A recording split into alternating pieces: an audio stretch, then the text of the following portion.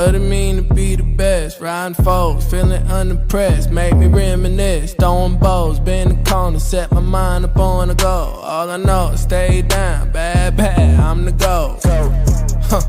Okay, feel like the best, the great. Not ain't no debate. Yeah. Okay, feel like the best, the great. Not ain't no debate. Yeah. I ain't gotta say much. Know the boy got a touch. Another win for the rush. Another win for the rush. See me once and got a crush. See you twice and that's enough. Get the ring sized up. What's up, everybody? Welcome in. Tell the truth. We are back here on Tuesday. DG, CJ in the building. Chiefs offseason is in full swing as we are about, we can change away from the combine and everybody in the NFL world descending upon Indianapolis. We are a week removed from the Super Bowl, of course, happening as well. And now it's just kind of a little bit of a dead period. Today, we did have the franchise tag window open. We did have the Chiefs since hire a running back coach, which we will talk about. And we got a little bit of rumor mill stuff to touch on. DG, CJ, how you guys doing, man? Doing good. Another day, another week. Get to be alive. Always blessed. God is great all the time. Great. All the time. Absolutely. All right. Well, with that being said, we can go ahead and jump right into it. We'll talk about the kind of news here just to lead off, just because it's the biggest, kind of story that is happening. Specifically earlier today, Miami Dolphins have cut, or I should say earlier yesterday, I should say, Miami Dolphins cut Tyreek Hill and Bradley Chubb, both understandable veteran cap casualties. Tyreek Hill coming off of major injury, which definitely plays a role as far as that is concerned. Bradley Chubb and the Dolphins choosing to part ways as he tries to find a new home to be able to chase things with as well. I can start off just by saying, I'm obviously no surprise that Miami moved on from both of these guys. They kind of needed to say the least. Surprised that the Chubb just didn't get traded at the deadline, to be perfectly honest with you. That still is shocking to me. But the Tyreek Hill is really the thing that people have talked about a lot. Obviously, is a polarizing figure. For a little bit of background and context, and I'll ask you guys how you guys feel about it. But Tyreek Hill did dislocate his knee in a very, I would say, gruesome injury of sorts. Did lead to multiple ligament tears, including the ACL. Appears that there was some sort of LCL damage that he did allude to on his Twitch stream that he still has to undergo another surgery on sometime here in the near future. So there was certainly a lot of cloudiness and uncertainty as far as his return to play is concerned from said injury in that aspect as well. And then, of course, the level of play in which he was at. He had played, I would say, at a little bit of a diminished level in 2024. He looks good as he came back to start last year in 2025. So we'll see if, what kind of level he would be at coming back is a major question mark. DG, CJ, how you guys feel about Tyreek Hill and Bradley Chubb being cut? Chubb to me is kind of surprising because they should have just traded him at the deadline and got some kind of value for him. So it didn't really make no sense for you to hold on to him for the rest of the season and then just cut him at the end of the year. But, Miami Dolphins, they love wasting their money, obviously. So in their defense, they didn't have new management. Now they're under new management. Yeah. Just a silly move for me as far as the Bradley Chubb move. The Tyreek Hill thing, I kind of understand. I think the relationship there has not, I won't want to say soured, but at the same time, it's just kind of one of those things where it's just time to move on. Paying him a lot of money. Obviously, the catastrophic injury happened this year. Not saying that he didn't earn a good portion of that money, but, guy's 32 now, and I think that the Dolphins are in a position where they probably want to go get younger at that position. Probably feel like Jalen Waddle is capable enough to taking over for the future, which I don't even know if he's going to be. If he's another dude that he can't stay on the field either. Yeah. But yeah, man. It makes a lot of sense as far as the money aspect of it. So wish him all the best in his next endeavors, wherever that is that he may land. Don't use it. No, pretty much same feeling. The Tyreek one was kind of inevitable. I knew he eventually would leave there. Didn't think it'd be like after a catastrophic knee injury. But when a guy's at that age, they're in a revamp mode. They don't know if they're going to move off their quarterback, even though I think they should. The Tyreek Hill was kind of needed to happen just to get the money off the book so you can truly rebuild this roster the right way. They had a window with Waddle and Tyreek and Tua, and they didn't capitalize on it, so they got probably the most they could out of it. Chubb, we all agree, should have moved at the deadline, but I'm sure if those GMs that they and the front office people they brought from Green Bay would have been there during the season, they definitely would have traded him at the deadline and got something for him. So you could tell the old management got fired for a reason. That's why they got new management down there now. I think both guys are definitely going to be hot names on the market. We all don't know if Tyreek's going to play this year based on his knee recovery, but he'll still be a name that'll be talked about a lot because even if you have to wait a year, that's still 80% of Tyreek Hill is still probably the fastest dude in the league, if not still top 5. So even at not at his best, he's still a premium player as far as being a threat on anywhere on the field. And then Bradley Chubb can help a team right now and get to the passer, even with all the injuries he's had. And he won't be expensive because of age and injury history as well. So both guys will definitely be interesting. I'm sure we'll talk about those guys a lot, but yeah, definitely two guys that needed to go for a reason. They'll probably have a lot more cuts from Miami, but yeah, those two guys definitely weren't surprising for sure based off the situation. Yeah, definitely not a surprise as far as that's concerned. I guess that obviously Bradley Chubb could be talked about, and I'm sure both of us are actually going to talk about it today. CJ certainly, I know, has it as far as this scenario is concerned. The Tyreek Hill of it all really comes down to it for me, and I'll ask you guys this afterwards. To me, Tyreek Hill cannot be your sole move as far as the wide receiver room is concerned. That just can't happen. Not with the way that we saw the fact that you have guys coming out of that wide receiver room, the fact that you're left with now 3 very young, inexperienced guys, and I won't even say inexperienced, but just young guys as far as Rashee Rice, Xavier Worthy, and Jalen Warren as the guys in that room left.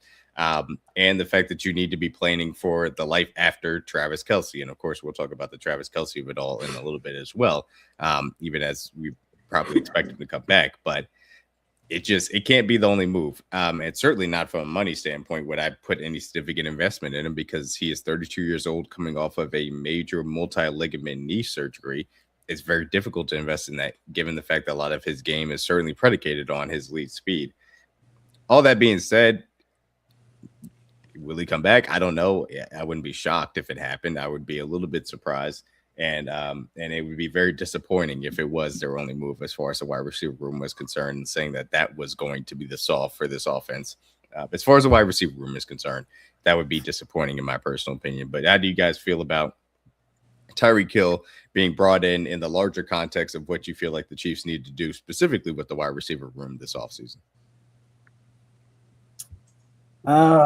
Everybody always wants that old thing back, huh? Look, man, from a nostalgic standpoint, as a fan, having Tyreek back in the city would be it'd be very sentimental as far as Tyreek basically grew up here, so I think this for him, even though Miami became home temporarily, I think this will always be home for him. But at the same time, I'm kind of on the fence about it. Like, I don't hate it, but I don't love it either. Just more so from perspective of the injury, I don't love.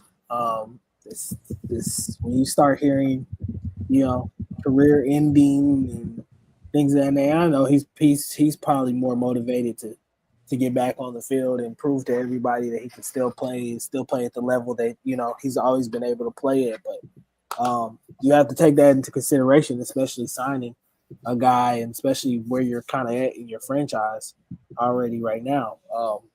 I wouldn't mind it because of the aspect of him already kind of knowing the system. You wouldn't really have to teach him anything from that standpoint. He knows the scheme. He knows what he's capable of doing within that scheme. But this is just trusting his health, trusting his body. Would you be able to be able to do that, and you know, with the money and financial aspect of it work out. You know, obviously, I wouldn't be wanting to shell out humongous dollars for him, but if he's willing to come back on a fairly veteran, you know, deal that's kind of approve it, and you know, he comes in and helps out with some of these younger guys in the room, then I'm all for it. But you know, I said the other day I don't know how the relationship is between him and the front office. I don't think it's soured, but I don't know where they really stand on it. I've heard kind of talks that it wouldn't be something they would necessarily be interested in, but you know, as we all know, in this business, things can always change. So,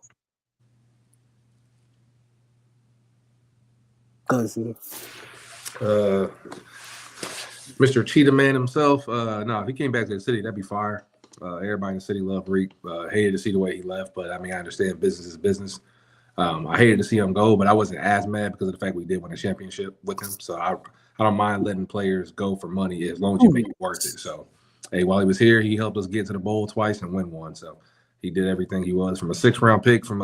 I personally played him in college. I remember watching him play in Alabama and watching him play at junior college. He was a running back. So going from where he was then, from a guy who really couldn't catch him, still has questionable hands now, but it turned himself to an all-pro receiver, probably can be a Hall of Famer, debatable first ballot, depends on how he ends his career. Hell of a come up from where he started in high school, college to where he is now. So hell of a career, but it's all coming full circle now. Obviously, we are almost 5 years to the date from the trade when we traded him, almost close to it. If he wanted to come back, it would definitely have to make sense money wise, like DG said. I'm not against him coming back for sure. The relationship part, I don't really think that is big a deal. If Kareem can come back, I don't think Tyreek Hill's nearly as big a deeper water as the Kareem situation, because obviously he lied to the team, to the owners, and obviously didn't tell them the whole story, which we thought it was bogus and BS. But regardless, I think if they can reprimand and clean that bridge with Kareem, I think Tyreek's bridge can be cleaned as well. So I'm okay with Tyreek coming back as long as the money makes sense. Obviously, it wouldn't be a lucrative deal because, like you said, 32, catastrophic knee injury, probably going to be a last contract he gets. So at this point, it's a decision of kind of like similar to what he did 5 years ago. What do you want? Do you want to get another big payday deal and try to go out like Odell and chase bags? He could do that because he's Tyreek Hill. He can go anywhere and get a contract because he's always going to do that because of his name. Or I don't know. I would be surprised if. Well, I don't know. He should, but I mean, I thought Odell was done getting bags, and then he kept getting them. So, and I thought he was cooked. But he got a moderate bag. What his Ravens deal wasn't that lucrative. I think was it 13 M's? More than I thought he should have got, but.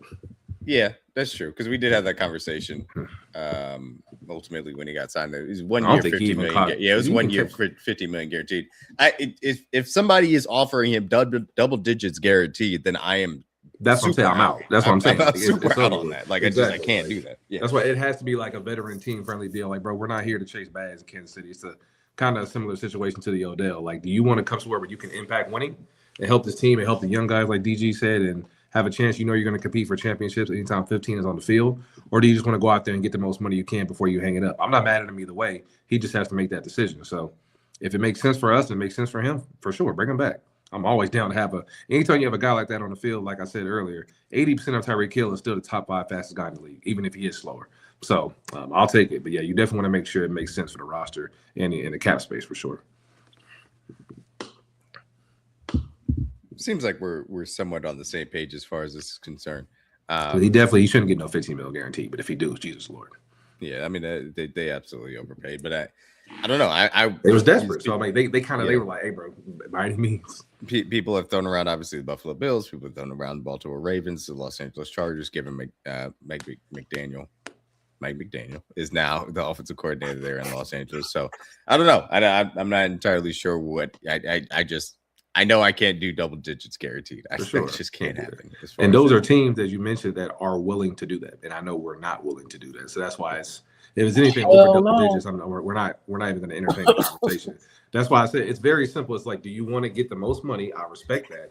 Or do you want to go somewhere where you can finish your Hall of Fame career the right way? So it just depends on what he wants to do.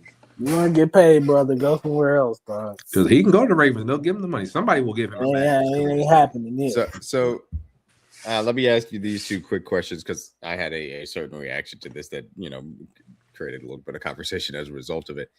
Two quick questions. One, I tweeted one that if the money was the same between Tyreek Hill and Tyquan Thornton, I would say bring Tyquan Thornton back. How do you guys feel about that? It's just a 1 year deal, or is it like a 2 year? Yeah, it's a 1 year. But Oh, let's say for it's Tyreek Hill, it's a 1 year deal. Tyquan Thornton 2 year deal, but the cap hit and the financial aspect of it is the same for 2026. I gotta go Taekwon. The health. I mean, I can't. Based off my mock, I would have to say Tyreek because I can't say Tyquan because my mock has us taking Tyquan's replacement. But that's fine. But based off my mock and the situation I was given based off all of our cap space situations, I would say Tyreek. But well, you could take your situation out of it if you have a different answer. If it's money, yeah, everything's even. Yeah, Tyquan, he can play right now for sure. Yeah, I mean that just I need you to play now. Go ahead, DJ. And we can add to that group and then via the draft for sure. Play right now. I think it's a little bit of a less volatile move if you're saying that you're bringing Tyquan back. Now, of course, there's a question mark of the flexibility within the room. Hey, are we trying to work Jalen Royals in more? Can we get Tyquan a bigger role? Now there's 74, I think it was Hollywood Brown targets that are vacated. There's 45 Juju Smith-Schuster targets that are vacated. I think that there's a realistic scenario in which you bring in either a highly drafted wide receiver, 9 specifically, we'll say, or a highly paid wide receiver, and still can bring Tyquan into that room and still be fine as far as that's concerned. The volatility of that kind of changes a little bit if it's Tyquan or if it's Tyreek Hill, because Tyreek Hill is Tyreek Hill and he comes with the Tyreek Hill stuff, and it's not like a bad thing necessarily, but that is the reality of, hey, what are the politics in the room if we treat you like a rotational wide receiver rather than a guy that's locked in top 3, as far as that's concerned. The other thing that I asked was, why would people, and I'm going to expand this to a different name, I don't understand people that would rather take or would be okay with taking a shot on Tyreek Hill for, again, a prove it deal type of thing, but wouldn't want to take a swing on Brandon Ayuk, or for that matter, Mike Evans, who is older, coming off of a lesser injury, but fits, in my opinion, a little bit better with the room as well. How do you guys feel about those specific names in the realm of taking shots on better wide receivers? I'm definitely in on the Ayuk thing. As far as especially if he's healthy, which I kind of feel like he'd be in a lot better health position than Tyreek Hill would be. He ain't playing out here. He should be, right? I just said it 15 minutes on Twitter the other, just a couple seconds ago. Like, give me Mike Evans over Tyreek Hill. I'm sorry. I know he can play right now. I love Tyreek, man. I would love to have him back in the city, and like I said, nostalgia purposes and things of that nature. But I don't know if I can trust his health right now. Like, where are you health wise? And if I have to wait a full year for you to get back on the field again, there's no point. So I'd rather allocate that money somewhere else where I know a guy can actually be on the field and get healthy again. Brandon Ayuk would definitely intrigue me just because he's an elite level route runner. I know a guy that can beat man, and he would definitely help this receiving room for sure. I know the relationship out there in San Francisco kind of soured at this point, and I think a new spot, a new city would do him some well. So I'll be all for it. CJ, what about you? If I had to rank them, yeah, Ayuk 1, Mike 2, Tyreek 3, and just for all the reasons y'all said, Tyreek's not 100% going to be able to play this year. Mike is the older player, and Ayuk's the youngest of the two and the best route runner, so it's no question. He can come in right now, play X. He can run all the double moves if needed be. He can run digs very well. That was probably one of his best routes ran when he was in San Fran, even though that's one of their primary routes. Y'all know how I feel. Middle of the field is where football is won. So obviously, I think Ayuk makes a lot of sense, and I think he's 28 this year once he starts the season, or 27, I believe. 27, I believe. So yeah, he's a guy that you could definitely get the last few years out of him. Veach special. Yeah, like he fits Brace Veach's role. We know he's been an alpha wide receiver. He'll be 28. I'm sorry, 28. That's what I thought. Yeah, he is 28. So literally the day after mine. He's highly touted on the market. We've seen him go into bidding wars with Pittsburgh and DC, and obviously San Fran tried to get him signed, and he just didn't play this year at all, which is crazy. So like DJ said, he's ready to roll because he didn't play a snap this year. So there's no injury concern, no age gap you're worried about with him and Mike Evans. So yeah, I think Ayuk makes the most sense. But yeah, ranking them would be Ayuk, Mike Evans, then Tyreek if I had to choose those three for sure. Yeah, and for understandable reasons, you would anticipate there would be more calls made for Brandon Ayuk, even though that there's a cloud. And again, he's technically not even available right now, but we expect that there will be some type of resolution as far as that is concerned. For Brandon Ayuk, should he hit the market, and certainly the he'll be moved in some way, shape, or form. Don't know when, but he's going to. Yeah, if people talk about a trade with him, I can't see a team giving up draft capital to make that happen, but maybe it would happen. I don't know. But obviously people make the Commanders connection given his connection to Jaden Daniels and their need for extra wide receiver help. Mike Evans, you would expect probably would have even a little bit more of a market than Tyreek Hill ultimately for the reasons I just said, given the fact that he's healthier in theory, lesser injury, and was a fairly productive wide receiver as well. So something to keep in mind. There we go. Okay. We'll talk a little bit more about Bradley Chubb here as we get through this. The next thing is DeMarco Murray was hired in between the space and time in which we last talked to you guys to be the Chiefs running back coach in 2026. A lot of conversation about kind of what he brings to the table. Obviously, an elite running back in his own right. When he played in the NFL, both for the Cowboys and had I think another 1,700 yard season for the Titans as well. Very good pass protector throughout his time. Went to coach in Oklahoma since 2020, I believe, up until 2025. I would not say that anything as far as the Oklahoma run game is really on his shoulders as far as that's concerned. He had some players that got better under his tutelage, had some that didn't necessarily improve under his tutelage. It happens as well. Got good play out of Eric Gray. Ramondre Stevenson also came out of the program. The other guys were there in and out as well. So as far as your thoughts on DeMarco Murray being the Chiefs running back coach, what are your thoughts? Go ahead, Steve. Not too much of a deep resume as far as development. Obviously, guys are going to back him. Seen a lot of his former players come back to support him, and obviously, he's not only made them better players but better men. I think DeMarco's going to come in, and obviously, if anyone can speak to running in an NFL offense, like DMAC'S stated, it'll be a guy who led the league in rushing. So I think, obviously, we kind of said the same conversation when we talked about Chad O'Shea. When it comes to coaching, and more importantly, these two positions, which are hyper focuses for us, running back and receiver room, when guys speak to you and having guys who have performed at that level, especially guys that remember, especially of recent, it kind of hits differently when you see a guy talk about what he's done. So when DeMarco Murray talks to a Bashar Smith, or hypothetically speaking, if we got Jeremiah Love or Jadarian Price or even like a Breece Hall, anybody in the free agency or draft pool that we decide to add, when DeMarco, like obviously the guys get tired of hearing your head coach yell at you all the time, whether it be Bieniemy, Andy Reid, it gets tiring. So then your position coach is kind of like that middle guy, like he's the nice guy. Like your overall OC, your head coach, get on your ass. Your position coach is the one that kind of bring you up to the side, hey, this is why he's yelling at you. This is why you need to do A, B, C. When you have a guy like DeMarco Murray who's done it before, and you can literally go on YouTube and watch his highlights, these kids on the team remember who he was. They remember watching him play and doing it at a very high level, like DMAC'S stated, on two different franchises. So I think it's a good hire. Obviously, he's a younger guy, so he can relate to them more. He's been in this, obviously been in this role via college, so it's different coaching professionally. But like we said on our last episode, I think it's low-key kind of easier because he can speak to it because he's actually done it in this exact room. He's been those guys before. So when he talks to an undrafted running back, when he talks to a guy that went first round, he can speak to them because he know what it's like to be those guys. The old vet trying to prove himself, the young guy trying to get on the roster, trying to get carries. I think it makes sense. Obviously, people want proven guys as far as like having a lot of guys under their tutelage, under their belt that have gotten better. But I think DeMarco Murray brings something to this room we haven't had. That's obviously the most experience in the running back room probably since EB left. And I think having those guys together will be a good marriage, and I think it'll work well because you have a running backs guy in EB who's going to get the best out of the position, who demands it, and you have a guy with DeMarco Murray who's literally not too far removed from playing in this exact league and running similar schemes that we hope the Chiefs and Bieniemy implement into this offense. So I think it makes sense. Obviously, it's a lot to wait and see. Everybody want to see and improve it on the field, but I see the vision of what they're trying to do. I think it makes sense. Yeah, I liked it.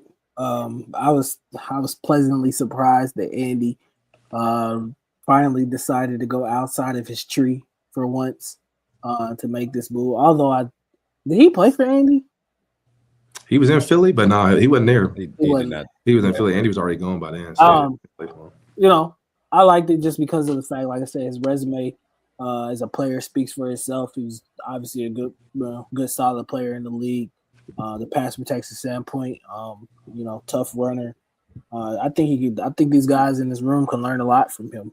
Not really necessarily worried about what happened in Oklahoma or anything like that. It's college football. At the end of the day, like it's so much going on. You have so many different things going on as far as trying to develop kids and kids trans and like in this modern era of college football, like kids are transferring. You get a new crop of kids every year. And they allocated all their money toward their defense too. They wasn't really paying the running back room. Right. The offensive line changes. Like the money goes to the defensive side of the ball. I could have told people like Brett Venables has never since he's been in Oklahoma invested anything in that offensive line. But their defense is always top 5 though. Yeah. and the guys that have been drafted out of there on their offensive line, I can tell you now, have not panned out as well in the league, Antoine Harrison, Wanye. Right, like, not too many good guys. That speaks volumes to me as far as what happened while he was there, as far as the development of some of those running backs and things of that nature. It's a scheme that's a hurry up, no huddle type of scheme, spread. It's a lot going on in Oklahoma, so I don't really fault a lot of that on him. Although being the coach, you do have to just try to get the best you can out of your players. But I think this moving back to the NFL, I think this is obviously the spot for him, and I think that he can really help these guys in that room. I think it really gives them a voice to really listen to who's done it at a high level in this league. So now getting younger guys to come into the room, I think you got a guy in there that'll really, grab their attention and let them know, and then obviously having the EB factor into it now, I think is a great tandem. EB's not going to let the guys in that room slack at all, and I don't think DeMarco Murray is going to let the guys in that room slack at all. So I love it, man. I'm happy he's here, and I can't wait to see what we can do with him being here. EB backed him too. So if there's a guy that's backing you to come in the room, if there's any room that we know EB's going to get right running back. So if he's backing DeMarco, I have no choice but to trust him with any position group. Is that one? Yeah, that's why to me the running back coach didn't really matter as much if you're going to bring EB back as offensive coordinator because he's the one. EB is not going to allow the running backs not to get coached well. That's kind of his whole shtick. So I think it's good to have a guy with NFL experience in the room. Good to have a guy that has experience coaching the running back position. Again, as we talked about, even though it's a low bar, that is an improvement on what you had previously. The one thing I will say is the idea that all of a sudden this is like, hey, we hired somebody from outside, that it counts.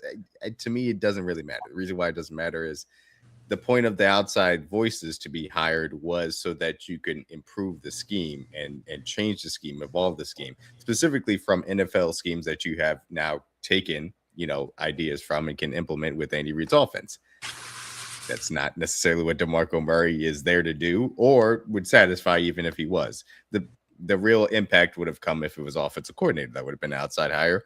We are back with Eric Bieniemy. He obviously has experience. We'll see if ultimately things evolve as far as the scheme is concerned. However, none of that changes the fact that DeMarco Murray should be a successful NFL running back coach because of what he can add to his experience as far as that is concerned. So that's kind of my general thoughts as far as the hire is concerned. Let's go ahead and get to the franchise tag window opening, and this will be a really quick one. The Chiefs really don't have any candidates as far as the franchise tag is concerned for very obvious reasons. I know big time penny trades that would be worth it. Some guys, Kyle Pitts Sr., obviously a tight end target that has been talked about for years now for the Chiefs. We'll see if the Falcons ultimately do that. Zed Biggles and Trey Hendrickson, veteran guy. They feel like they have held him hostage instead of giving him a new contract. It'd be a massive tag, so I still think that would be more unlikely. George Pickens of the Cowboys would be one that I think is likely, specifically so that they can control this market and make sure that he stays in house. I'd be very surprised if he doesn't get tagged. I'd be surprised if he doesn't get tagged or has a new contract, and they allow him to hit the open market. I'd be surprised about that.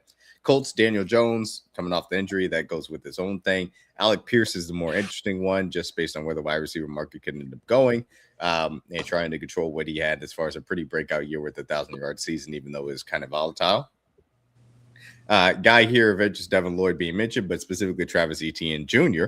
Of the Jacksonville Jaguars, who had a really good season ultimately for the Jaguars.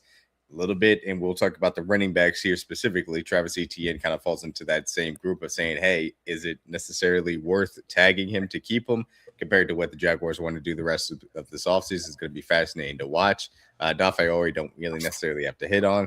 Jermaine Illuminor, I will only mention just because he played right tackle fine for them. I would be surprised ultimately if they tag him, because that'd be a lot to pay as far as that is concerned. Cordell Flott and Wan'Dale Robinson, I don't think are really all that interesting. The other one, Breece Hall, like I mentioned, running back candidates, certainly an excellent piece for the Jets offense that doesn't have a lot. They certainly they don't have people to pay as far as that is concerned. Do they tag him, try to control this market, and ultimately try and find a team to trade him to? Would not shock me as well.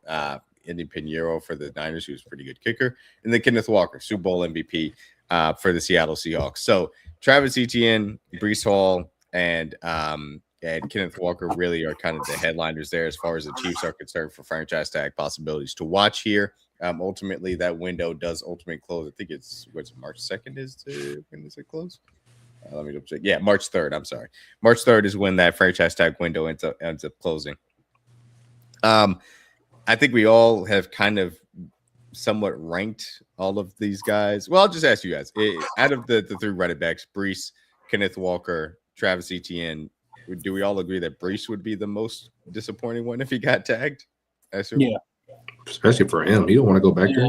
Yeah, that would suck. He tweeting out mid-Super Bowl he want to play in big games. So Breece out of it, between Travis and Kenneth Walker, who would you least like to see tagged by their team? Etienne. It's tough right now. I mean, I like both the Etienne's. I like both, yeah. But what Kenneth just showed in these last couple games, it's kind of hard to pass up. You wonder if that's just a short game sample, or I had to probably agree with CJ. I think Etienne fits our scheme a little bit better than Kenneth Walker would, but I don't know, man. It's tough. Not a bad choice either way. Right. Okay, that's fair. I would say between those two, I would be more upset if Etienne ended up getting tagged, only because I think that Walker's going to come back to Seattle. I think that's ultimately what's going to happen, especially with Sharp's injury, the way he performed, and the Super Bowl good vibes. I always bet on the Super Bowl good vibes, bringing people back as far as that is concerned. So, with that being said, CJ, it is going to be on you to walk us through your choose your own offseason scenario. And this one is based around Trent McDuffie getting his extension. And we'll talk about exactly what that looks like from your perspective as well. And I also wanted to make sure I made sure to add this. And yeah, there we go. And so there's just kind of the three phases of this is, who's going to end up being re-signed, who ultimately gets signed as far as free agency is concerned, then also two mock drafts to go along with it.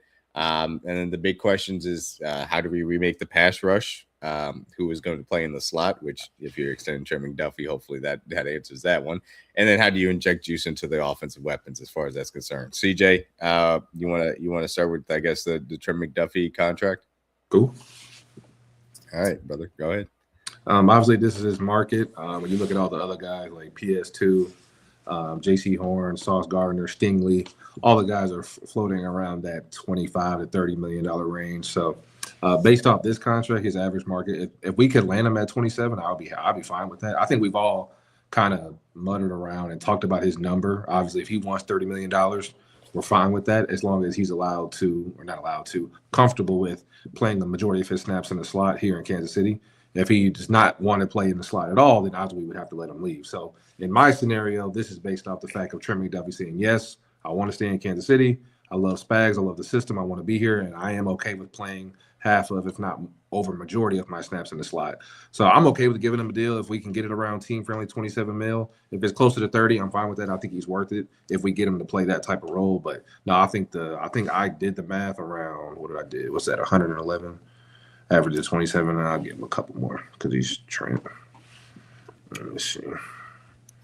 Because what is Sauce got 30, JC Horn. And Stingley was like, he didn't get exactly 30, right? Stingley was like 28. So let me see. Yeah, Stingley's, and again, Stingley's and Horns is I think Stingley's and Sauces are a little bit weird because they're 30, but because they got extended right off of their third year and they were first round picks, it was their average annual was a little bit lower than that in actuality compared to what it is, but their actual extensions were like 30 and 30.1. I'll give him because I think he has like 1 point. I think it's 1.7 left this year for his last year, before a fifth year extension. I'll do 115 over 4. That averages out to 28.75. I think that's a good middle ground. So that is my Trent McDuffie extension. He will be in Kansas City for another 4 years on top of his rookie contract. Okay. And then we'll quickly pivot on over to what you're able to do as far as kind of getting everything else in order as far as that was concerned. Obviously, the restructure of Patrick Mahomes, cutting Jawan Taylor, cutting Mike Dana and Drew Tranquill and Wanya Morris in that aspect. You want to go ahead and walk us through your objections? Any objections? No. Hell no. You need to know. Hey, tell us how you really feel. Okay. Nope, not at all. All right. I cut a lot more people. I'll tell you that right now. I wasn't trying to do like the whole thing. I was trying to keep it like short and sweet, like the main. There were some more moves I could have made, but I was like, I know we all talk about the same things. I want to overdo it and take away y'all shine too. But no, I think everybody's okay with the main moves. We all know Pat's deal is going to get constructed till end of time until we eventually have to pay the piper on that one. Jawan Taylor. Releasing him for 20 mil, I think that's an obvious move. He held it down as best he could for the last 3 years. Mike Dana was probably one of the worst contracts I've seen Veach give out since he's been here. Drew Tranquill, I actually liked his time here. Obviously, he had a great first year here, helped us win the Super Bowl, but the legs and the age caught up with him, and he looked slow the last 2 years, especially when he started gaining weight. And then Wanya Morris, he was supposed to be the swing tackle, had a chance to start multiple times, to be right or left. Played better as right than a left tackle, but when you have a guy like Esapole come off his first start, and he has to play against guys like Will Anderson, and he played very well, that's what you expect the swing tackle to look like. So I think his job is pretty much took in that point as well. So I think the obvious cap casualties and guys we're going to cut and release and save money. After those moves, that pretty much did. I extended. Not only did I extend Trent McDuffie, I also extended Jalen Moore. I'm comfortable with Jalen Moore being my starter for the next 2+ years, mainly because in my mind of thinking, if we're saying we're okay with paying Jawan Taylor money, which obviously was more, there's no way in God's name you could tell me you're not comfortable with paying Jalen Moore, who I think is a better player at right tackle than Jawan Taylor is, personally. Not saying there's like a huge gap, but I think he's a better player. And if I can lock that up for 2 to 3 years, give me more cap relief to help pay other guys who we need to immediately fix this roster, I think that makes too much sense. And I think he will be a right tackle starter for this league, and he obviously showed the ability to play left in a pin situation. I'm fine with Jalen Moore being my right tackle, so I extended him as well. And once I did those 2 extensions, mainly Trent and Jalen, that got me up to over 40 mil in cap space. And then that's when I started getting to the free agents, and then I started looking at other guys. So, but for the Chiefs perspective, obviously I left the draft guys' money as well already calculated in there. So once I calculated the draft people's money, draft players, that got me down to 37. Yeah, so I think that the one that you mentioned that I didn't actually do was the Jalen Moore extension. I think that'll be a fascinating thing to watch because that is a way for them to create a little bit more space. Exactly. And to say that they do believe in this player that is young, that they did obviously identify at free agency, and say that they want to keep around in that standpoint. And I think that he is a guy that is a fringe starter / high-end backup, whatever, that if he is your 5th best offensive lineman, which I think ultimately on the Chiefs he would be, then I feel good about him starting at right tackle as far as that's concerned. And then again, to save a little bit more money, I think that does make sense. So I'm glad that you had that in yours as well. We can go ahead and get to the players that you ended up adding, starting with this guy from the New York Jets. Obviously, I think Spotrac is being very cheap. Because as much as I would love to sign Breece Hall for $10 million on average per year, I would run to the table and pay this in a heartbeat. We obviously just saw a commercial and obviously looking at players in the offseason. We were talking about guys getting franchise tags. His average market value in reality would probably be anywhere from 14 to 15. So I did like a Delulu one. Like obviously, if I would sign him for this deal, I would obviously do this deal in a heartbeat. If we can get Breece Hall for anything under 12 mil, but that's obviously not realistic. I think a more realistic deal for him would probably be around 14 to 15 mil, and I think he's worth it. He's 25 now, so he'll be 26 by the time the season starts. Crazy how he had it's kind of crazy. And he had a career high in rushing in 1,065, but he also did like on the worst team in football. So give that for what you paid. But no, I think Breece Hall is a top 5, top 10 back in this league. He can do it all 3 down back. And obviously, I think he's capable of having 1,000 in the right system. I think he could do that here with us. Compared to his compadres, I think Ramondre Stevenson that's a lot of money. I don't even like that, and especially because of the fumble issues. I think he's vastly overpaid. So looking at his guys that are around his age that have gotten paid around there, like Alvin Kamara, who's 29, DeAndre Swift, who's 25, Aaron Jones, Jesus Christ, he's already 30. And then Ramondre being 26. So I think, based off these guys' value and their average salary and when they got signed, I think Breece is definitely primed to get 14 to 15 M's per year. So I would love to give him a 3-year deal. That would be better because obviously you can kind of get his prime years out of him. But I think he would probably much rather have a 4-year deal to get that long-term security. So I did his contract, and let me do 4 years. He's probably going to want to. Give me a discount, Breece. I'll give him 4 years, 56 mil, and then his cap hit this year turned out to be this year. That was pretty decent. It turned out to be like 8 mil. So obviously the first year of the deal, then obviously the money kicks in later. So that took me from what I had 37 before. So 37 minus 8, that took me down to 29. And this, out of all the big players we're signing, this will be my big swing. The age matches, the position matches, and Veach needs to break his mold because obviously there's always been a position that Veach doesn't necessarily is as aggressive in the offseason. Like before Trent, we never really took corners in the first round, besides Peters, and we did that. Besides really taking a running back in the first round, we never did that. Then we took Clyde. So there's always molds you have to break when it comes to certain positions, and obviously nobody really wants to pay running backs a lot of money, but I think there are certain guys that are bigger than the position. I think Breece Hall is more than a running back. I think he's a weapon, in my opinion, because I think he can help you in 3 facets of the game. Pass pro, catching the ball on 3rd down, being a weapon on 1st down, running the ball between the tackles. He scores a lot of touchdowns. He has a nose for the end zone as well. So there's no weakness of his game on the field that you can use him. So I think Bieniemy and more so DeMarco Murray, who we just spoke about, would love coaching this kid because there's really nothing he can't do on the field. And he's a guy he's played on bad football teams, so he knows what it's like to be in those positions. So a guy that's hungry, we've all seen him tweet talking about he wants to play in big moments and play in the playoffs, but there's no better position to do that for the Kansas City Chiefs. So another guy that has a decision to make, does he want to go for the biggest bag or maybe take a slight discount to go win a championship? So I would not mind Veach overpaying for this guy because I think he's that good, but the mark says he won't do it. But I think Veach needs to break the mold and go get a guy like this because I think he can help your offense tremendously and help your roster. Yeah, and I think that the fact that you're going to get a guy that, like you said, can be out there on all 3 downs is the big piece of it. That's why ultimately we all agreed that he would be the most disappointing if he ended up getting tagged because he immediately day one solves your running back problems, elevates it to an extraordinary level as far as that is concerned. DG, you got anything to add as far as Breece Hall is concerned? Man, if you can get him for this price, look, no, this would be a steal. But I know this ain't over the cap was tripping. Our Spotrac was tripping. What's that intro that you remember when Arthur is if you're walking down the street, that'll be me. Well, I'll be skipping down the street with you, right?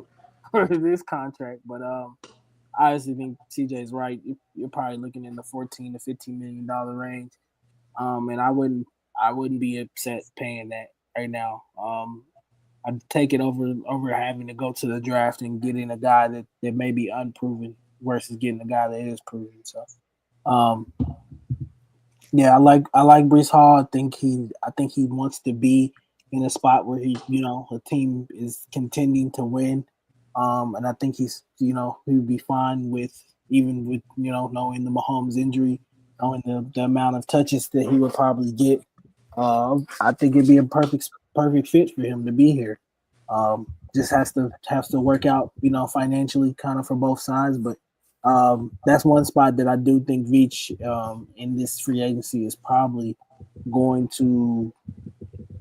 I don't think it's overspending, but spending money on, just because you need a dynamic back at this point. You gotta give Mahomes somebody for the future that he can rely upon to kind of take the weight off and things of that nature. So Breece Hall's 25 going on 26. It sounds like a Brett Veach special to me, in my opinion. He's probably gonna have to overpay to get him, so it is what it is. What would you consider an overpay? Well, for the position, not for him. It's not for the position. Sorry, take that back. For the position, because most people wouldn't. Yeah, I mean, like so obviously I'm going to end up signing a running back myself as far as this is concerned. So I think we all. I want to make sure I go back and grab it. But like I as far as the price range for Breece, like I'm willing to go. I guess, what would you say would be too much? I mean, I'd be willing to pay him 14, 12, 13, 15 a year if that's what it came to. Yeah, I think, like, realistically, if they gave him anywhere from 14 to 15, I'm fine with that. I think for the position, because I think, what did Josh Jacobs got 12 mil out average when he went to Green Bay? So, and obviously, like, Breece Hall is good, but we all agree he's not Saquon CMC good, right? But I think he's on that tier of those guys. Yeah, and Breece is, as far as PFF projections are concerned, is projected at 37 mil over 3 years, 25 guaranteed, which would basically be 12 a year, and that would be very happy. That'd be a steal, exactly. Like, I'd be very happy to pay him for sure. You better do it before the market. The market is going to obviously jump because Jahmyr Gibbs and Bijan are. Oh yeah, I mean they are going to be resetting the running back market, and you would expect, though, there is a space and time here in between when that can happen and when those guys can get paid, between middle of March and now, in which those guys can get their extensions. We'll see. Breece Hall getting above those guys, I think, would be unlikely. However, on the free market, those things can't happen, especially as he gets in the bidding war, which to me is why I hope that both ETN and Kenneth Walker and Breece Hall all get to the market, because then it's a little bit easier to be able to pick your spot accordingly as far as where their price range is going to end up, and make sure you don't have to get into a bidding war for one of those guys if you want to go into those waters as far as that is concerned too. And we'll see what ultimately happens as far as that's concerned. So Breece Hall added to the team as a star running back. CJ, where are you going elsewhere? My last move, as far as big swings, would have been Bradley Chubb. Obviously, we all know we need veteran leadership in that room. We need another pass rusher, and I'm kind of been on the mindset. Those two rooms are kind of been my theme. I want to attack those rooms with young guys in the draft and free agency. So most of the time, Veach doesn't really spend his money on running backs. That's my dream. I hope he does. That's why it's my big swing for Breece Hall. But if it's more than realistic, he would spend money on an edge guy or a D line, because he usually spends his money on trenches. As far as guys, whether it be trading for Orlando Brown, obviously trading for Frank Clark, signing guys, whether it be like, obviously we brought back Mike Dana, obviously we've made moves for guys like Charles Omenihu. Like, usually he spends a lot of his money in the trenches outside of the Justin Reed and Tyrann Mathieu ones. Usually it's always his premium positions, which is usually trenches, O-line, D-line, or a DB. So usually he doesn't value the running back position, which we hope he changes. So I'm fine with signing Bradley Chubb. I think it would be a cheaper, more cap-friendly deal. I think I did a good math as far as his contract. His average APY before he left Miami was around 18. Based on the injury concern, he's 29 now. So, and I think he'll be 30 by the time the season starts. I was going to give him a 2-year deal, probably averaged around like 24 total, so about 12 per year. Obviously, be a short-term deal, be heavy incentive as well, because you want to see him, A, stay healthy, and B, you want to see can he go out there and perform at a high level for the Chiefs as well. So I think he's a guy that can come in day one and immediately put pressure on the quarterback. He's probably never going to see a double team playing next to Chris Jones naturally. And then I would like to double down on that by adding another high draft pick on the edge in the draft as well to help him. So I think Bradley Chubb, we've kind of we wanted to move for him at the deadline. I wish we could have gotten him for like a 5th or a 6th. That would have been a great steal. But obviously the Dolphins had other thoughts. But no, I think Bradley Chubb would make sense for this roster. The age, he wants to win now. Obviously, he's a guy that wants to compete at the highest level. But he also, I'm sure, like him, he wants to get paid as well. So it'll be a tough decision for a lot of these guys when the Chiefs come calling their agents. Do you want to take less money to go in, or do you want to go get the bag as much as you can? So I think Bradley Chubb's a guy that's expressed winning a lot in Miami. I've seen him say that. Obviously, he's a guy that's been in Denver, so he knows what it's like to play in this division and more specifically play us and play at a high level. So I think he's a guy that probably is excited to, there's no better feeling to getting revenge on your old team that kind of gave up on you, even though he did have a lot of injury history. I think that'd be a good storyline for him. So I would be more than excited to get Bradley Chubb in the building. Hopefully I would like to get him at a lot cheaper price, but just based off the average market, I tried to go cheap as I could. I thought 2 for 24 was a pretty respectable deal for a guy that's 29 years old. Fair enough. DG, how you feel about Bradley Chubb? I don't know. Well, I'll ask it. Right? How do you feel about Bradley Chubb, and if he's the main addition to the defensive line as far as the Chiefs' offseason is concerned before the draft? How do you feel about that as well? Okay. So if he's the main addition before the draft, I'm okay with it. You don't need a veteran. You need a veteran guy. Obviously, Bradley Chubb has been able to play at a high level. I would like to get a little bit more speed in that room as well too. So I think that hopefully that would still mean that you're willing to go get a guy in the draft as well. But I would take on the experience. I think that he would be serviceable as far as the pass rush as end of it and being able to help with the run game as well too. So it's not a move that I'm like, oh, yeah, go get Bradley Chubb. But obviously my guy would be going to get Boy Mafe, in my opinion, if that's the route that the Chiefs were going to go. But I would take Bradley Chubb as well. If they flip-flopped it and did it that way and more aggressive in the DM room, I'm cool with that too. But I figured he'd take like a young guy, old guy approach, like veteran. So I prefer it to be Breece Hall, but I'm more than fine with Mafe if that's the way he decided to go, for sure. Fair enough. I like him. I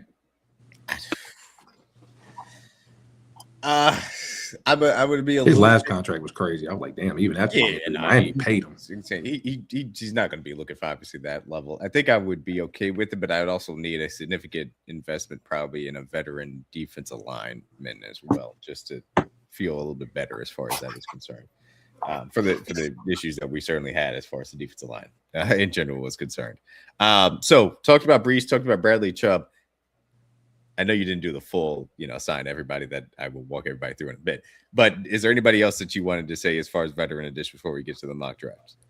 I mean, as far as like possibilities, I've been banging the table for Kenneth Gainwell. I think he'd be a cheap deal as well. I'm always down for him. As far as another for the running back. For the D-line room outside of him, I mean, his teammate Jalen Phillips in Miami, that's in Philly, that's another guy that's available as well. I think either one of those guys, for an affordable veteran deal, I would love for either one of those guys to be in Kansas City. Those are probably the only 2 names I'm really – as far as edge, I'm not really interested in spending too much money in this edge free agency class. It's not that good, in my opinion.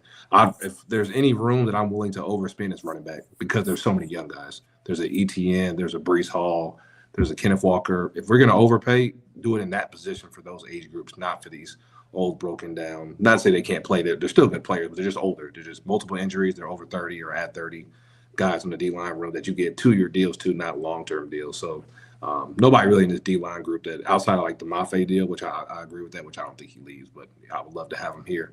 I think if we're going to be aggressive, this is the time you truly need to fix the running back room. So nobody in the D-line room, in my opinion, that I truly wanted to spend a lot of money on, at least for like a heavy set deal. But if it's like a veteran manageable deal for sure, I'm down with it. All right. Fair enough. With that being said, we can go ahead and get to the mock drafts that will accompany this, and then we'll wrap it up there. You want to go with this first one then? Yeah, but this one was with trades. Obviously, I think we all know we need to do a better job of thinking of the life after Travis Kelce. So I think our offense needs to be more receiver-centric, obviously, after Trav decides to move on. And I think having a guy like Carnell Tate, adding him to this room will give you a true X, a guy that you can throw the ball down the field to, and he's going to go get it at any moment. The nickname was Big Game Tape for a reason, because anytime they needed a big play, they threw it up to him, and he usually came down with it, whether it was in the middle of the field or the end zone. So I think Cardinal Tate would make this room immediately better. It keeps you young. You got another receiver on a 5-year deal that you can keep in the building. Obviously, it puts the pressure on guys like Rasheed and Worthy to perform, because anytime you take somebody at your position that in that high of a premium spot, they're looking at you to be better. And iron sharpens iron. So I think Cardinal would immediately make this room better and give us that deep threat, kind of taking away the Tyquan Thornton point we made earlier. But if you have a guy like Cardinal in the building, I think it immediately gives you that X that can run every route, especially down the field, and allow Rasheed and Worthy to work underneath as best as they do. And then my next pick was Zion Young. Again, another guy that kind of fits the Spag mold. I know DG wants speed. I do as well. I was trying not to be Delulu as much on this mock or my offseason as I usually would. That's kind of why I was trying to be more, probably more, like, I guess, respectful when it comes to giving guys money and what they should or shouldn't get. But I think Zion kind of fits the mold of what a Spag DM would want. Long arms, physical, fits the mold. I think he's about 250, 260 as far as weight. A guy that can play edge, can move inside if he needs to on third downs and let him rush the passer as well. I think he can learn from a guy like Bradley Chubb. So I think obviously everybody in the city would love him. Local kid, MIZ. So I think he can come in right now, learn from Bradley, learn from Chris Jones, and help those guys be better. And another position, put the pressure on George to go out there and perform better. Iron sharpens iron is going to make guys say, hey, they're replacing you guys at your own positions years after you're supposed to get your contract. So nothing makes you have to be better than a guy coming in and take a grown man's job, like Pacheco always says. So I think that immediately makes everybody better in the room, heightens everybody's senses, and makes everybody play at their best. So I would love that room as well. Darrell Jackson, nobody to learn how to be a big and tall physical 3-tech better than Chris Jones. So I think it's a guy that can learn a lot from him. Obviously, a guy that obviously you want to see, can he truly be a 3-down player? I think he can. Obviously, he's not going to be required to do as much when you have guys like Omar Norman Lott. I'm sure we'll add other guys in the offseason as well via free agency to play around him. But I think him and Omar can give Chris a lot of downs off, so he doesn't have to play all 3 downs every game. And obviously, when we want to rush the quarterback on third down, he can use his size and strength, and he's 6'5", so using that length with him along with pairing with another 6'5" guy next to him and Chris Jones will make it very hell. The quarterback's trying to throw the ball over the middle of the field. So I love everything about the Darrell Jackson game. I love his get off. We'll like him be a little more physical against the run, but obviously guys, when they tend to get to Kansas City, usually tend to be better at that because one of our specialties is usually stopping the run. That's not really a weakness of us. We need to get to the quarterback, and that's one thing he definitely does very well. And I definitely think he would come in and help us immediately on day one, especially rotating with a guy like Omar Norman Lott next to him. And out of this mock, my favorite pick, I can't believe he was actually here, Jacob Rodriguez, because every other mock, he's always been gone. Every time I try to do this pick, mainly because he can play Mike. And I want to do anything in my power to make sure you have a guy ready just in case, God forbid, anything happens to Nick Bolton. Because when he's off the field, life is not good. And we all know he has those games when he has nicked up injuries, whether it be a hamstring, a knee, concussion, whatever the case may be. And when Nick Bolton's off the field, our defense is not good. We're just not the same. We don't get lined up. Guys don't communicate. It's not good. If there's anybody in this class that I trust to wear the green dot to get your defense lined up, it's him, because I've seen him do it. A lot of games, even when some of their guys weren't playing, he still did it at a very high level, and he's a turnover machine. He gets his hand on the ball, and we need guys to get turnovers because that's probably one of our biggest weaknesses outside of rushing the quarterback is getting turnovers. So I think Jacob Rodriguez would be an amazing add to this room. Him and Jeffrey Bossa would have bring immediate speed and athleticism next to Nick, so he would never have a slow linebacker next to him, and he would both come in and be able to add another guy that can get to the ball faster than Nick can, and more importantly, they can catch the ball with interceptions for the love of God, because I'm tired of seeing us drop picks. And then Katron Allen, out of both when I got to this spot, it was between him and Nick Singleton, and I've kind of been probably pretty consistent on this. I've always chose Katron over Nick Singleton as far as a guy that could be a rotational back. He has better vision of the two, in my opinion. A guy that can handle a big workload like he did at Penn State. I think he set the record for the all-time rushing touchdowns that he did in that university, so he's used to getting in the end zone. And I think, like I said, playing behind a guy like Breece Hall, I know he's going to learn a lot from the veteran as well. So I think it's going to make him a better player. And any running back in this system we know is going to be a highly detailed-oriented player when you're playing with guys like Bieniemy and DeMarco Murray coaching you. So, and he kind of runs – he has like a similar vision style when it comes to DeMarco, very patient. Not the fastest back in the world like DeMarco, but when he does see the hole – he bursts and hits it the right way. So I think his vision is probably one of his better values. So I'm glad PFF actually got this one right and ranked him as an A, because I think getting him in the 4th round would be a steal. I think he's a back that could start if need be. But rotating him with him and Breece Hall and Brashard Smith as your third back, I think that'd be a hell of a room. And that'd be a good overhaul for what they would come into. Jaden Kennedy was one of the guys that I watched in the playoffs. I like the way he played. He's a long, lanky corner. Or not long, but like taller. that we usually like per se. So I think he would be a guy that can come in and learn a lot, playing next to guys like Noel and Christian, who I both expect to be play heavier roles for us this year. And obviously, this is all centered around Trent McDuffie being in the slot. So you want to have more guys you can trust to play outside, just in case Christian or Noel decide to go down with any kind of random injury. And then Falili Fayome, another guy I think that could be a developmental tackle. I think he could play both right and left if need be. I would probably like him more at right. I don't know if he's truly a left tackle in the NFL, but I think that's a guy that you always need to develop tackle just because you just never know when guys go down with injury, because we've been in that world first and foremost. So you want to be more prepared for that position to go bad than go good, because we know what life is like when you don't have a left tackle. So I think that was a premium position to get another guy you could develop just in case anything happens to Esapole or anyone else in the line for sure. And that is my overall offseason. Didn't try to go too much deep into detail, but try to hit the main points and get the main position we talked about. And I think overall did a pretty good job. Was anybody specifically you wanted to talk about on here as well? I know you had a few. Yeah. I know you did the Zion repeat. Tyson stood Tate, which I'm about Tyson too. K-Tron also. But you got anything you want to add as far as Claire, Perkins, and Davis is concerned? Yeah, I love Max Claire. Obviously, I like his game. I think Eli Stowers is ranked a little higher for me. And then I have Kenyon Sadiq as my number one tight end, but those guys are gone unless we're going to trade down, which I know would probably piss a lot of people off. But no, I think Max Claire is a guy that can come in, develop himself into a tight end one. Probably not year one. I think he can come in and learn a lot from Trav. This is his last year. And then I think he kind of moves. He has some good wiggle to him. Obviously, I think he has more burst like he did when he was at Purdue before he moved to Ohio State. And I know he had a slight injury that kind of messed him up, but I know towards the end of this year, he got a little bit of that burst back. So I think if there's a guy that he's similarly built like Trav coming out of Cincinnati, similar size, height, and weight. So I think if there's a guy that can learn from him. Semi-decent blocker, not the best. Really good hands. He catches the ball well, doesn't really catch with his body. Knows how to get in the end zone as well. I think his biggest thing, he runs really good routes. He's very crisp getting it out of his breaks. So I think Trav is probably a better after-the-catch guy coming out of college than him. But I think if there's a guy that can teach him or maybe mold him in that game, it probably would be Trav. So when I just watch him, I kind of see a lot of similarities in their game. So I like Max Claire a lot. I would have loved to get him a little later if need be, but I think most mocks he's not getting past 74. So try to be aggressive here and get a tight end just because of the fact we know this is Kelsey's last ride. So try to find somebody we can build on for the future. And based off the fact that I love Jordan Tyson, try to switch it up on this mock compared to Carnell Tate. But me personally, I don't want Jordan Tyson at 9 just because of the injury history scares me. I love him as a player. If he didn't have the injury concerns, I would take him, no question. But he's had the knee, he's had obviously shoulder, and it's a lot of things he's been dealing with at Arizona State. And when he's on the field, he's all world. He's the guy that's worthy of a top 10 pick. That's how special he is. But if you can't stay healthy in college, I don't know how you're going to stay healthy in a 17 or eventually 18-game football season in the NFL. And we've already had guys on our roster right now that are dealing with injuries. So I think that's the last thing we need. So I love Jordan Tyson as a prospect, just hate the injury concern. But I just tried to be different if anything happened outside of us taking Tate receiver at 9. Right. Fair enough. Appreciate that, CJ. And that was, extending Trent McDuffie and what the offseason could look like as far as that was concerned. Could take a little bit of a hard turn as far as my aspect is the complete, 180 of that, which would be trading Trent McDuffie and what that would ultimately look like for the offseason as far as that is concerned. So, yeah, we're good. All right. Jesus. There we go. So let's I'll just start with kind of a quick rundown as far as the first actually no, before we do that.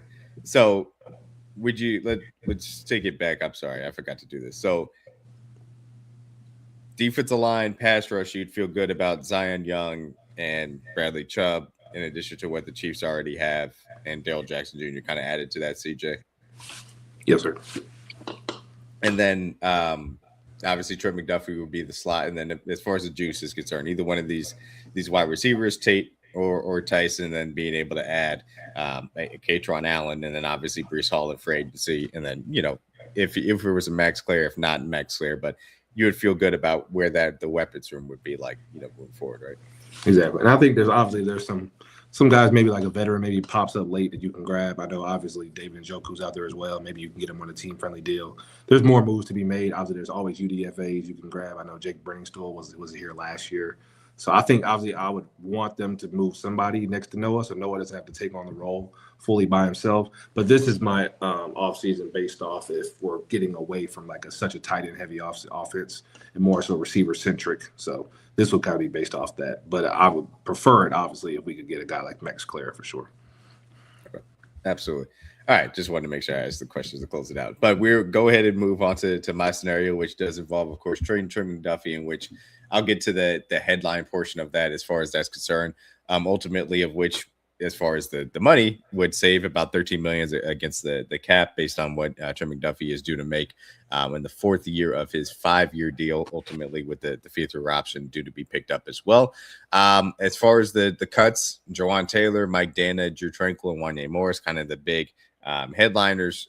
Obviously, Jawan Taylor, $20+ million as far as that's concerned. I assume everybody has no issues with that. There are some guys down the roster that also got cut as far as depth is concerned, but I'll get into that when I wrap it all up at the end. What'd you say? I said sayonara.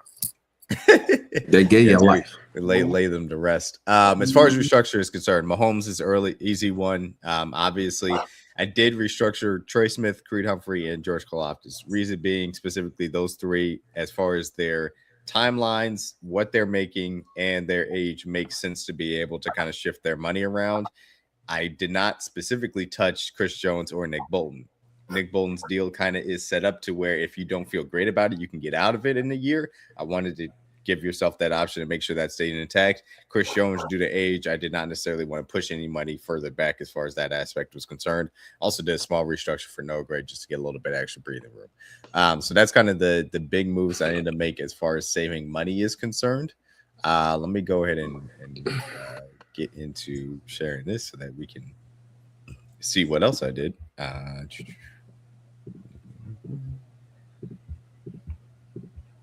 You guys have any issues with the restructures as well? I didn't ask you guys. Good to go. All right. Let me pull that up. All right, yeah. So let's go ahead and take a look as far as the actual, cap sheet is concerned, and I'll give you guys the rundown as far as the end is concerned. Mentioned obviously Trey Smith, Creed Humphrey, George Karlaftis, and Noah Gray being the restructures as well. I mentioned who I ended up cutting. We'll go through the guys I ended up bringing back. You can ignore the Juju Smith-Schuster for a quick second. I will get to that. Big one to start out is Travis Kelce. Needed that he would be brought back specifically so that, I feel like he needs to be retained, and obviously the money that he would be costing. I gave him one for $8 million up to $15 million, with incentives, but $8 million guaranteed as far as the cap sheet, just so we can keep that clean. Jalen Watson also brought back as a result of Trent McDuffie being traded. I feel like Jalen Watson needs to be prioritized to be brought back. PFF had him projected to be brought back at 3 years, $45 million with 30 guaranteed. I thought that was a fair enough deal as far as what you can get as far as an outside corner is concerned. So Jalen Watson would be retained as far as that deal. And ultimately, I believe, what was it? He would have like an $8 million cap hit in 2026. Also brought back Leo Chanel as well. 2 years, $12 million to fulfill that Sam linebacker role. Fair deal for him. They'd also retain Tyquan Thornton, 2 years, $8 million. Also felt like that was fair given what we've seen from him in the past. And then lesser guys, Damian Pierce, James Winchester, Najee Johnson, Kareem Hunt also added to the depth of this roster as well. And it's just 1 year, $1 million deals, essentially, because that's what those guys are going to be slated to make, give or take $1 million. Some's $800,000, some's going to be 1.2. Bounces out ultimately for that.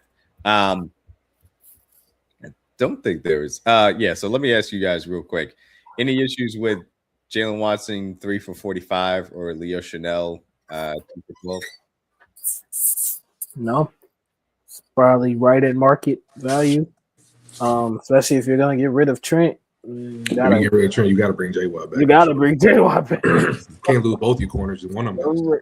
Yeah, that would be tough to say the least to try and reconcile. So yeah, do wanted to make sure we're good as far as that was concerned. And then the free agency work, and I'll bring this back up on screen so that we can kind of go through it together and see who exactly I did add to the roster. There we go. So Big ones to start out, or really, I would say the biggest one to start out, Mr. Jalen Phillips. Jalen Phillips was somebody that I really wanted at trade deadline, kind of similar to Boye Mafe. Went in, I thought played very well for the Philadelphia Eagles. PFF only had him projected at a 1 year, $15 million deal. I was like, that's kind of surprising, but he does have an injury history. To be safe, I gave him 3 years, 45, actually pretty similar to the Jalen Watson deal. Less guaranteed dollars, 15 guaranteed, given the fact that there is that injury history as far as that aspect. Came out to $6 million cap hit in year one. I certainly think that this would be a fair deal for Jalen Phillips. You talk about adding him to what he brings to the table as far as speed off the edge next to George Karlaftis, who is that power on the other side. I think that would be a really good addition as far as the defensive line is concerned, as far as, you know, being able to attack the quarterback's pocket at different levels as well. DG, you perked up when I said Jalen Phillips. I assume that you're in favor of that. Yes. Yes, sir. Sign me up. Absolutely. Next big one, I would say, yeah, we'll go to this one. Bring him down. You'll see a few other names I'll get into in a bit. Well, there he is. Yeah, Mr. Travis Etienne. There it is. Based on, again, PFF's projection, 3 years, $34 million, 22 guaranteed. Again, very similar along the lines of Breece Hall, maybe just to a slightly lesser extent as far as the rushing ability is concerned. But that speed to the edge is real. I think he's somebody that you can have out there on all three downs as well. And I specifically brought back Kareem Hunt and Dameon Pierce just so you can have a physical element just as a backup to him. But I think that Travis Etienne would be a really good addition to what this team can do. Certainly would help a lot as far as the screen game is concerned, and certainly would make outside zone be actually a viable run scheme to run as far as the Chiefs' offense is concerned, in my personal opinion, too. Well, if you get him out of the state of Florida, you a genius. He already said he ain't leaving. I know I hate playing the cold. I know he wouldn't love to. It'd be plenty hot in St. Joe. You know, we'll get some thermals later on. He'll be all right. So yes, I do think that Travis Etienne makes a lot of sense for the Chiefs, and certainly how they want to run their offense. And I think it would be a really good addition according to that. Next big one would be Mr. Cameron Curl, coming off a really good season for the Rams. Ultimately, $6 million cap hit. PFF had him at 2 years, $17 million, 13 guaranteed. Seems like a very favorable contract. Given the fact that Brian Cook is away, I think that you need to add the coverage ability that Cameron Curl would bring to the table. Feels like a good compliment to Jaden Hicks and makes you feel pretty secure as far as that safety room is going into the draft as well. And then I think I just had some more depth pieces as well that I'll hit pretty quickly. Charlie Kolar, blocking tight end that I think is really needed in this offense. 2 years, $5 million from the Ravens. Josh Neiman, who is really just a kind of a tackle veteran depth piece. Obviously, we'll talk about this in a little bit, but given the fact that Josh Simmons, Jalen Moore would be the top two tackles, you got Esapole and you got, Chu Godric behind there. I'd just like to add another veteran guy just in case, just to have that tackle depth, especially going into St. Joe in case something did happen. Sebastian Joseph Day added. I think it's a really good defensive line piece. Specifically, can play the run, can play in the pass. Whatever you do as far as the draft is concerned, he has that versatility. Veteran guy coming in 1 year, $6.5 million is what he's projected at. I think that'd be fair money to give him. Also added Willie Gay and Preston Smith. Again, Willie Gay, front seven depth, especially along the linebacker. Definitely need that. Saying goodbye to Drew Tranquil. And we'll see what happens as far as Jeffrey Bass's development and certainly bringing Leo Chanel back. And then also Preston Smith adding to that edge room. Again, Ashton Gelati, I think, can be a rotational edge, but going into the draft, I'd like to have a little bit more depth, even with Jalen Phillips, especially on early downs. And I think he played the run pretty well for the Commanders. I think he could give you a little bit on a kind of Marvin Ingram type of a deal as well. And then the last one, I did also added Marcus Mariota as the backup quarterback. 1 year, $5 million. Nothing really big time there, but he was projected at 4. I figured you probably have to pay him a little bit more just to come be the backup where he doesn't necessarily have a chance to start, but we'll see how the quarterback carousel ends up going this year. The other one is this one here. I know it says Juju Smith-Schuster. It's not actually Juju Smith-Schuster. It's Brandon Ayuk for 2 years and $15 million. I want to make sure I grabbed it. Yeah, 2 years, $15 million. Again, a complete wild card. There are other ways to go this as far as the wide receiver is concerned. You could just go into the draft or just Tyquan Thornton. I wouldn't necessarily recommend that. Of course, you could do the wild card of a Mike Evans. You could try and sign Jawan Jennings outright as well, even though he's 29, so it's a little bit questionable as well. If Brandon Ayuk gets some market, I would give him a multi-year deal to go and secure him as far as that's concerned. I love Brandon Ayuk. So that Brandon Ayuk would be the other guy that would be added as far as this is concerned. All that being said, ultimately leaves you with about $10 million in cap space to be able to go into the season, factor in draft picks and things of that nature. So good bit done, but ultimately it gives you in a good spot as far as that is concerned to go into the draft and feel good about it. And that is the specific thing that I wanted to see if I could pull up real quick here, because I feel like it's important. As always, the goal of Brett Veach is to go into the draft and make sure that you feel comfortable with where your team is and don't feel like you have to force any type of pick as far as that aspect. So this is theoretically what the 53-man roster would look like going into that in 2026 draft class. And, I think that across the roster, you feel good about the positions: quarterback, running back, wide receiver, tight end. The offensive line seems to be in a good, healthy place. Same thing for the defensive line, certainly in a much better place than you left it off last year. Linebacker room is largely fine. Cornerback room would be the place that'd be a little bit shaky. And then safety room pretty solid as well. So ultimately, 53-man roster looks to be in a solid enough place that if you had to roll the ball out, that you'd feel comfortable with that before you get into the draft aspect of it. I will ask you guys, is there anywhere that you see on this 53-man roster just projected that you would be concerned about? Specifically, if we went into the draft, would it looking like this? No. Not really. I mean, I guess you can make your concerns about corner because like how we're going to play the slot, but that would be something that would be a premium to address in the draft. But going into the draft, I think we pretty much, if we can get ETN and Ayuk in any capacity, that'd be an A+ offseason right there.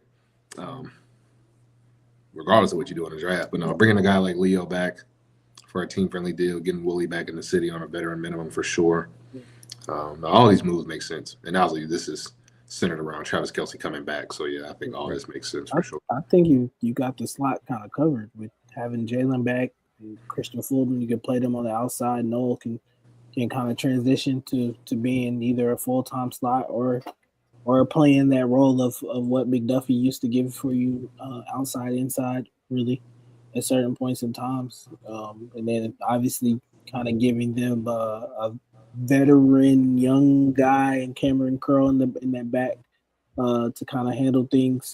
The communication aspect with him and Jaden Hicks, I think, the work, in my opinion. I'm not upset at it at all. I know a lot of people will probably be mad at you about the Brandon Ayuk thing and his injury history, but they won't be upset when he's beating man coverage. No, I can't be upset about Ayuk at all, boy. No, not at all. At least in my personal opinion. So looking over it, thought that obviously you want to add to the defensive line regardless. Like you said, the slot is a little bit unresolved. I think that you could talk about the development of Noah Williams moving inside. I don't think you'd want to have Curl move to the slot. I think you'd want to keep him in the safety position. They would probably say a little bit of a CRW. I know you're not going to like this. CRW and Shamar Connor hybrid solution as far as the slot is concerned. But I promise that I am going to adjust the slot in my mock draft. So don't freak out before I say about Shamar Connor. And then adding some more juice as far as the pass catchers are concerned. Maybe another bruising running back. And again, the cornerback depth is a question mark looking at the roster as it is. But again, to you guys' point, I think a pretty good spot to land in as far as rolling the ball out. With that being said, we'll get into the mock drafts, and I think we're going to start with this one. So there was a note by Daniel Jeremiah about the Chiefs, about the Cowboys possibly being interested in trading pick 20 for Trent McDuffie, and so that was the first one that I ultimately did. This mock draft starts out with Caleb Downs being the pick at number 9. Obviously, immediately addresses the slot. He is immediately your nickel defender. It makes, the cornerback depth even less of an issue as far as that is concerned, because now you're going to go legitimately 3 deep at outside corner. Understand that Caleb Downs going to be the consistent slot. You play a lot of 3 safety looks with him, Curl, and Hicks on a consistent basis as well. And then next up with that number 20 pick, go ahead and add TJ Parker out of Clemson, who I really like as far as his upside is concerned. It can play is Spags edge in the sense that he can play with power, but also does have enough bend around the edge to be able to threaten it as well.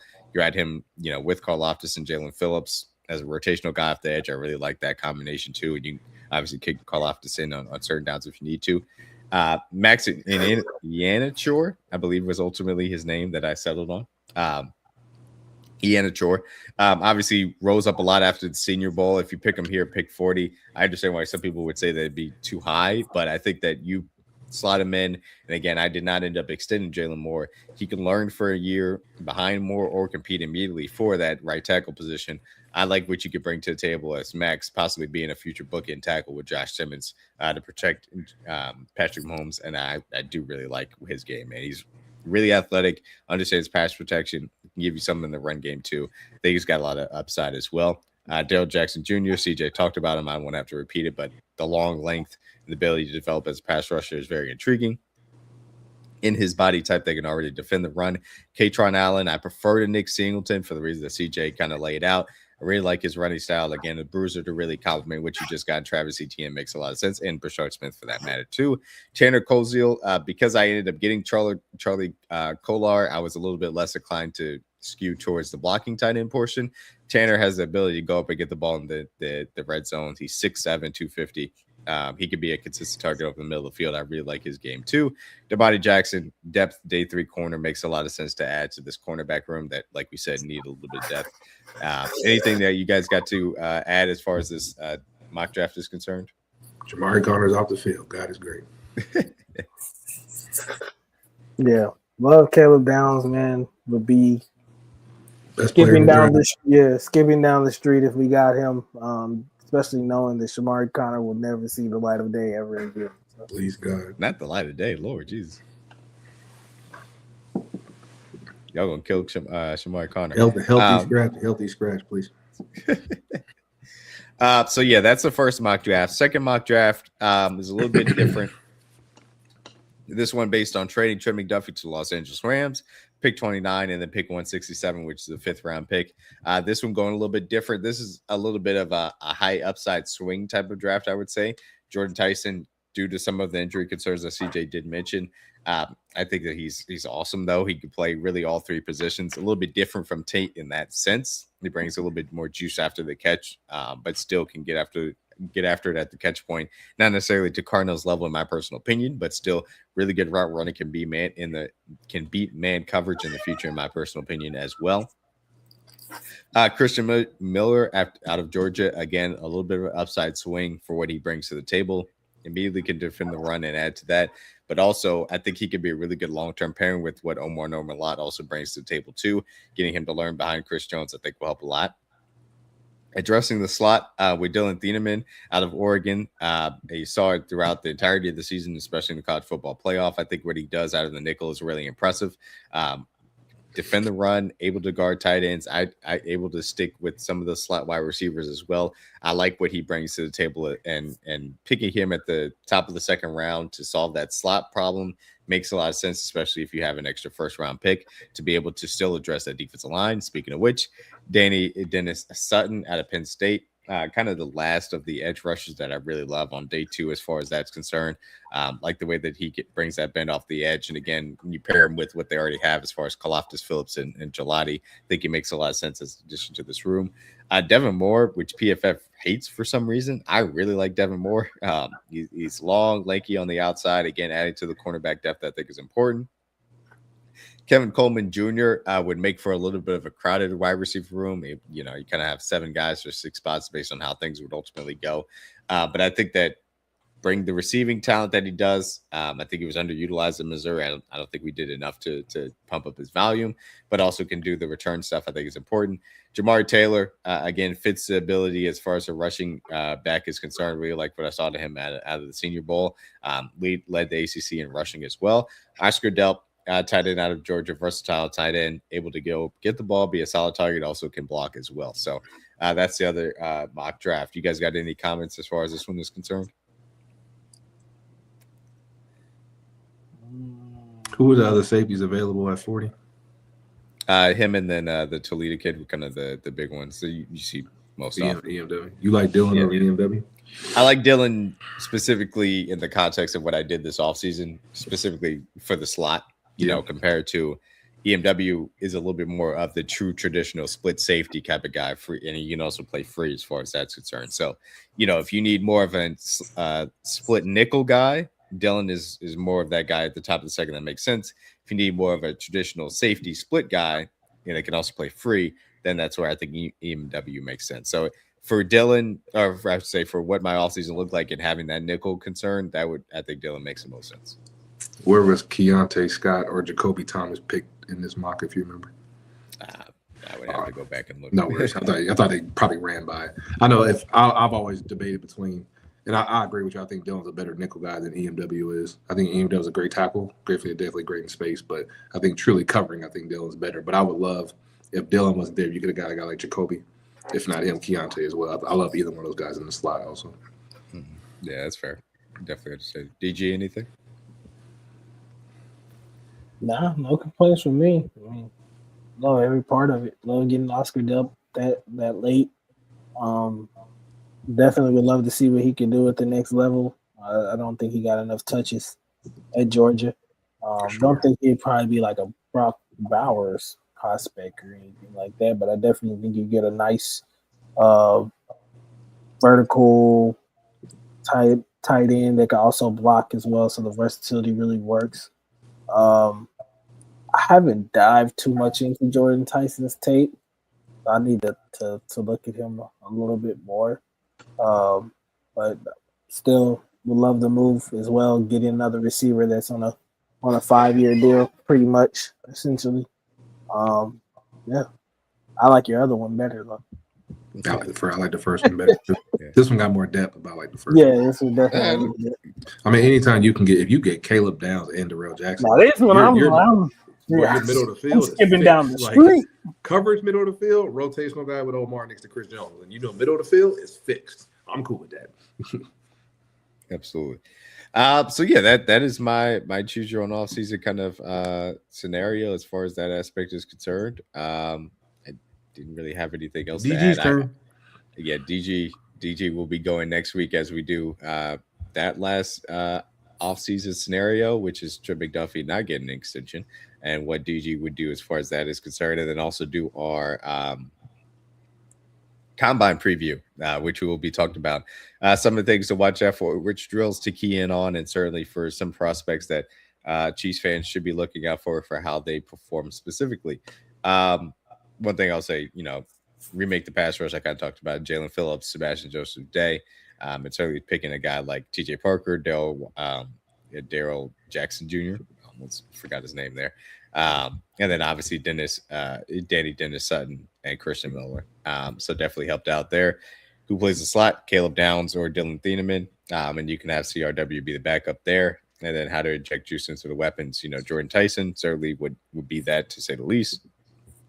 Or if it's here, kind of adding Katron Allen and relying more so on Brendan Ayuk and Travis Etienne to carry the load as far as that's concerned. So that would be that. Anything else, guys, before we go ahead and get to the promo? Sure. Hey, man. Underdog Fantasy, use code TRUE3, $100 deposit match. All-Star Weekend is over with. NBA is going to be back. Winter Olympics in the full swing, obviously. Make sure you guys go over there and sign up for Underdog. Bet on women's hockey. They like the 85 Bears. Yeah, they smacking everybody. They are killing folks right The USA team, they nice. We'll be back with DG's Future on off-season. We'll be back with the Combine preview as well. Till next time, peace out. Go Chiefs. Chiefs.